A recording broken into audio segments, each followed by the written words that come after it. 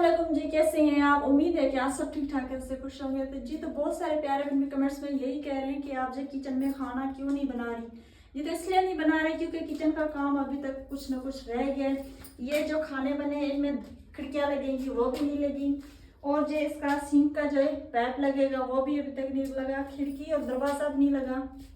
और हम कह रहे हैं कि इसे जो पहले कलर करवा लें, और जो ये जो छत है हम आग जलाएंगे तो धुएं की वजह से ये सारा जो काला हो जाएगा। तो हम कहते हैं कि इसके नीचे जो यहाँ मतलब कि हम कपड़ा दे दें कोई बड़ा सा, ताकि ये जो ईंटें वगैरह जो ढकी जाए, ताकि वो काली ना हो सके धुएं की वजह से। और हम कहते हैं कि ये थोड़ा सा सूख भी जाए, क्योंकि आग जलाएंगे तो ये जो टूट जाएगा, इसलिए हमने जो ये इस्तेमाल नहीं किया।